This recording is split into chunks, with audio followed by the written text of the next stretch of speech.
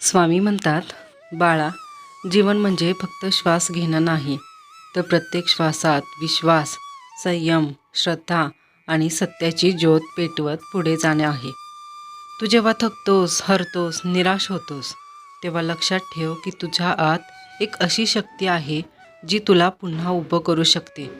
पण ती शक्ती जागं करण्यासाठी तुला स्वतःवर आणि परमात्म्यावर पूर्ण विश्वास ठेवावा लागतो. अनेकदा तू विचार करतो, इतकी दुःख, इतक्या अडचणी, इतके अपमान, इतके अपयश येतात, पण बाळा, हे सगळं तुझ्या घडणीसाठी असतं. सोनं जसं आगीत तापवल्याशिवाय शुद्ध होत नाही, तसंच माणूस दुःख, वेदना आणि संघर्षातून गेल्याशिवाय मजबूत होत नाही. तू रडतोस तेव्हा मी तुझ्या प्रत्येक अश्रूला पाहतो.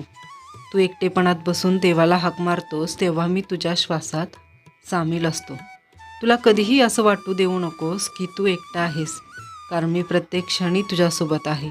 कधी आईच्या रूपात, कधी वडिलांच्या आशीर्वादात, कधी मित्राच्या आधारात, कधी अनोळखी व्यक्तीच्या मदतीत. मीच तुझ्यापर्यंत पोहोचत असतो. बाळा, तू मेहनत कर, प्रामाणिक राहा, मन स्वच्छ ठेव, कुणाचं वाईट करू नकोस, कारण तुझं प्रत्येक कर्म तुझ्या भविष्यात उमटत असतं. तू जे पेरशील तेच उगवेल, म्हणून प्रेम पेर, माया पेर, सत्य पेर आणि मग पहा तुझं आयुष्य कसं फुलतं ते. अनेकदा तू म्हणतोस, माझं नशीब खराब आहे, माझ्या नशिबात सुख नाही. पण बाळा, नशीब म्हणजे काही वेगळं नसतं. ते तुझ्या विचारांनी, तुझ्या कष्टांनी आणि तुझ्या श्रद्धेने तयार होत असतं. तू जर सतत नकारात्मक विचार करत राहिलास तर अंधार वाढतो, पण तू जर एखाद्या छोट्याशा दिव्यासारखा सकारात्मक विचार पेटवला तर तोच दिवा मोठा प्रकाश बनतो. म्हणून स्वतःला कधीही कमी लेखू नकोस. तू ज्या परिस्थितीत आहेस ती तुझी ओळख नाही, ती फक्त एक टप्पा आहे. तू त्यापेक्षा खूप मोठा आहेस, खूप सामर्थ्यवान आहेस, खूप मौल्यवान आहेस. लोक काय म्हणतात याकडे फार लक्ष देऊ नकोस, कारण लोकांचं काम बोलणं आहे, पण तुझं काम पुढे जाणं आहे. स्वतःवर विश्वास ठेव, स्वतःचा आदर कर, स्वतःच्या स्वप्नांना कमी लेखू नकोस, कारण तुझी स्वप्न मीच तुझ्या मनात पेरलेली आहेत. फक्त ती पूर्ण करण्याची जबाबदारी तुझी आणि माझी दोघांची आहे.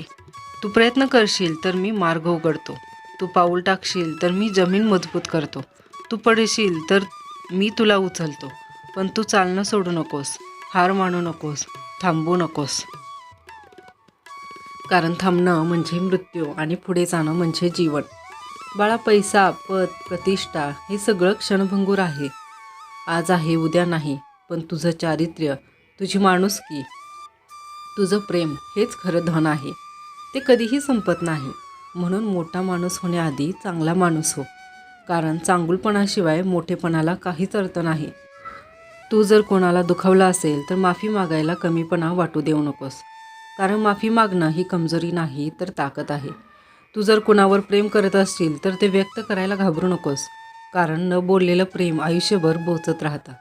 आईवडिलांचा आदर कर, त्यांच्या आशीर्वादातच तुझं खरं यश लपलेलं आहे. त्यांच्या डोळ्यातलं समाधान म्हणजे माझी पूजा आहे. गरीब, दुःखी, निराश लोकांना मदत कर, कारण त्यांच्या चेहऱ्यावरचं हसू म्हणजे माझं खऱ्या अर्थानं दर्शन आहे. बाळा, वेळ फार मौल्यवान आहे, तो परत येत नाही. म्हणून आज जे करू शकतोस ते उद्यावर टाकू नकोस. प्रत्येक दिवस शेवटचा आहे असं समजून जग, मग तू कधीही पश्चाताप करणार नाहीस. तुला जर अपयश आलं तर घाबरू नकोस, कारण अपयश हेच यशाचं पहिलं पाऊल आहे. ज्यांनी कधी पडलंच नाही त्यांनी कधी चालायलाच शिकलं नाही. म्हणून पड, जखमी हो, शिक आणि पुन्हा उभा राहा. मी तुझ्या प्रत्येक प्रयत्नात तुझ्यासोबत आहे. फक्त माझ्यावर श्रद्धा ठेव. सकाळी उठून 2 क्षण मन शांत कर, माझं नाव घे, मनातल्या गाठी सोड, चिंता मला दे, कर्तव्य स्वतःकडे ठेव. मग पहा तुझं आयुष्य कसं हलकं होतं.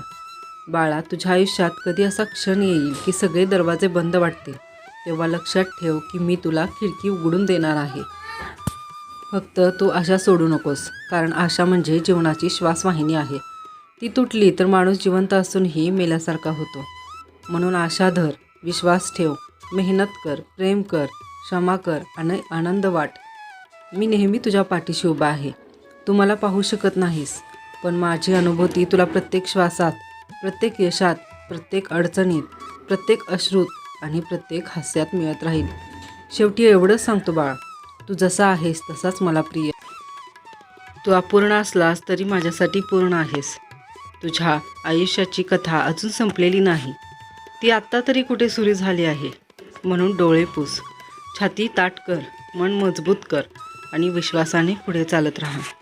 कारण तुझ्या प्रत्येक पावलावर माझा आशीर्वाद, माझं संरक्षण आणि माझं प्रेम कायम तुझ्यासोबत आहे. तुम्हाला हे स्वामी संदेश कसे वाटतात हे कमेंट करून नक्की सांगा. आणि चॅनलवर नवीन असाल तर चॅनलला लाईक, शेअर आणि सबस्क्राईब नक्की करा. भेटूया अशाच नवीन स्वामींच्या विचारांसोबत.